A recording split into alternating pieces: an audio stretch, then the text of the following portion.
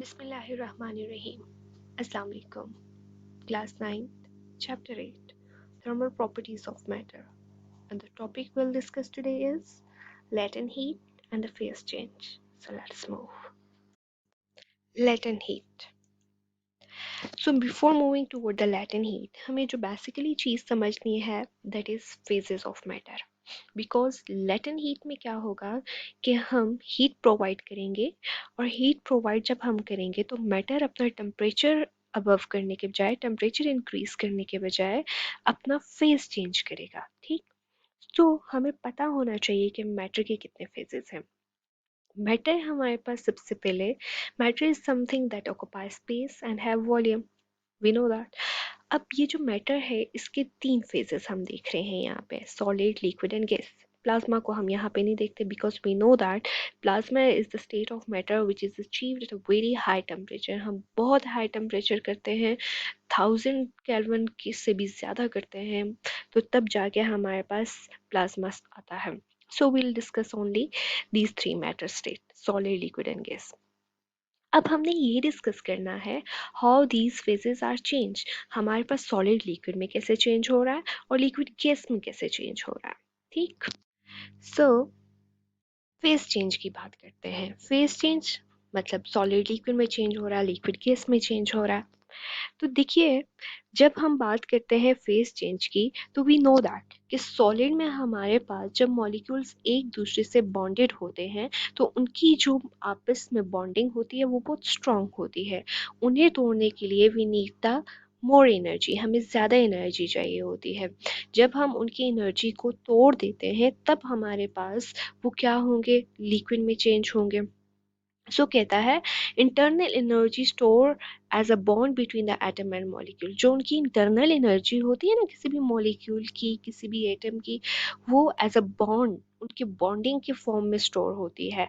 अब सॉलिड की सबसे हमारे पास स्ट्रॉन्ग बॉन्डिंग आ गई. हमने जो हीट प्रोवाइड की, हमने जो उसे heat in the form of energy उसके पास की, तो उसने उसका टेम्परेचर राइज नहीं किया. टेम्परेचर राइज करने के बजाय क्या किया उसने कि बॉन्ड ब्रेकिंग करनी स्टार्ट कर दी है.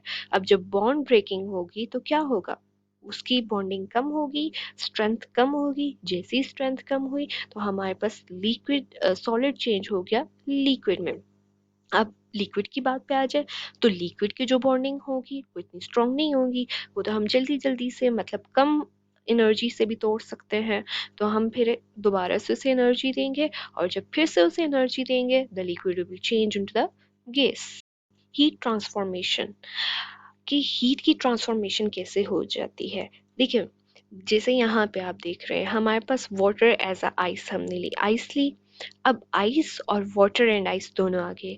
अब इस पॉइंट पे, ग्राफ के इस पॉइंट को देखें आप, तो आपको पता चलेगा कि पहले हमारे पास क्या हो रहा था. हमने यहाँ पे एक्स एक्सिस पे हीट जो हम दे रहे हैं वो ले ली और वाई एक्सिस पे हम क्या ले रहे हैं, टेम्परेचर ले रहे हैं. सो इन दोनों का जब हम ग्राफ बनाते हैं तो वी कैन सी दैट कि पहले हमारे पास क्या हो रहा है, टेम्परेचर राइज हो रहा है. ठीक. अब जैसे ही टेम्परेचर राइज हो रहा है अब यहाँ पे आइस कन्वर्ट हो रही है वाटर में, हो रही है ना. हमने वाटर एंड आइस दोनों लिख लिया. अब ये जो सारी लाइन है ये हमारे पास कांस्टेंट जा रही है. मींस दैट यहाँ पे हमारे पास जो हम उसे हीट दे रहे हैं वो उसके टेम्परेचर राइज नहीं कर रही. वो क्या कर रही है, वो उसका फेज चेंज कर रही है. ठीक. अब यहाँ पे हम कहते हैं वाटर और लिक्विड, सारे का सारा पानी हमारे पास लिक्विड में चेंज हो गया, आइस अब नहीं रही. अब अगेन यहाँ पे वाटर एंड स्टीम, वाटर और स्टीम दोनों आ गए. अब क्या है, अगेन हमारे पास क्या हो रहा है कि will get a constant line. हम कांस्टेंट लाइन ले रहे हैं. हमारे पास इसको क्या कहते हैं, जब वाटर एंड आइस दोनों होते हैं इसको हम कहते हैं heat of fusion. Heat of fusion. और यहाँ पे जब फेज चेंज हो जाता है, वाटर स्ट्रीम में चेंज होता है, उसे कहते हैं heat of vaporisation. What, heat of fusion and heat of vaporisation. जब हमारे पास आइस लिक्विड में चेंज होता है that is heat of fusion, और जब लिक्विड हमारे पास गैस में चेंज होता है that is heat of vaporisation. So यहाँ पे आपको क्लियर हो जाना चाहिए कि जब हम फेज चेंज करते हैं तब हमारे पास टेम्परेचर कांस्टेंट हो जाता है. हम जो हीट प्रोवाइड करते हैं वो चेंज इन फेज के लिए चली जाती है, टेम्परेचर राइज नहीं करता। Heat, latent heat. The heat of transformation per unit mass is called the latent heat. कि जब हम ट्रांसफॉर्मेशन कर रहे होते हैं पर unit mass, we call that the latent heat. इसको मेजर किस में करते हैं? Joule per KG. Joule is the unit of energy and KG mass के लिए आ गया. Now here is the mathematical form Q is equals to LM. ठीक.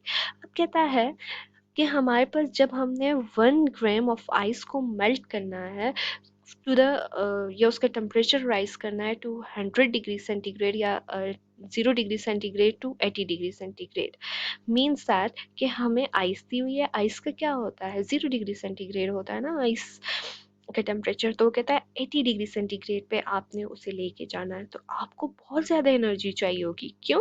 पहले आपने आइस को वाटर में कन्वर्ट करना है, फिर आपने उस वाटर के टेम्परेचर को राइज अप करना है. So you will need the greater amount of energy. So here is the table में हम different materials दिए हुए हैं और साथ उनकी latent heat दी हुई है. Now talking about the phase diagram, तो phase diagram में हमने ये देखना है कि हमारे पास एक specific temperature और pressure पे जो मटेरियल होगा उसका स्पेसिफिक स्टेट होगा.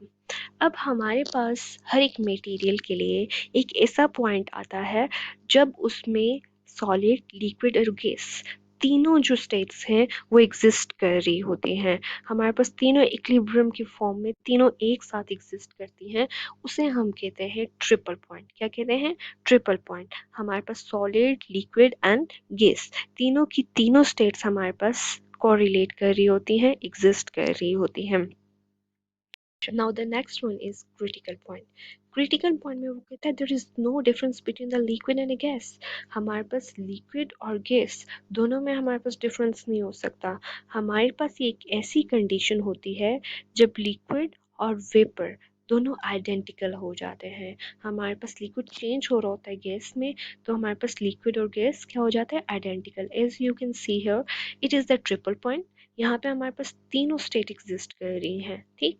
And here it is the critical point जहाँ पे हमारे पास there is no difference between the liquid and gas. Now another point that is sublimation. So sublimation हमारे पास वो process है जिसमें we keep the pressure very low. हम pressure को बहुत कम रखते हैं. फिर क्या होता है कि सॉलिड हमारे पास डायरेक्टली गैस में चेंज हो जाता है या फिर गैस हमारे पास डायरेक्टली सॉलिड में चेंज हो जाती है. That is called the sublimation. इसमें क्या होता है कि ये जो लिक्विड फेज है ना उसको हम निकाल देते हैं. अब लिक्विड फेज निकल गया तो हमारे पास पीछे क्या बच गया? Solid and gas. तो हमारे पास लो प्रेशर पे सॉलिड का गैस में चेंज हो जाना या गैस का डायरेक्टली सॉलिड में चेंज हो जाना, that is called the sublimation. Okay. फिर कहता है dry ice to the gaseous carbon dioxide. कि हम आइस लेते हैं, आइस हमारे पास डायरेक्ट क्या हो जाती है? गैसियस कार्बन डाइऑक्साइड में. Water vapours to the frost. जैसे वाटर वेपर हमारे पास फ्रोस्ट में चेंज हो जाते हैं. There is the latent heat of sublimation. जैसे हमने लेटेंट हीट ऑफ फ्यूजन और वेपराइजेशन पढ़ा है, इसी तरह we have the latent heat of sublimation. Sublimation की भी हमारे पास एक स्पेसिफिक लिमिट होती है, स्पेसिफिक हीट होती है. So here we are done with the latent heat and phase change. Hope so you are clear. Thank you so much. Allah Hafiz.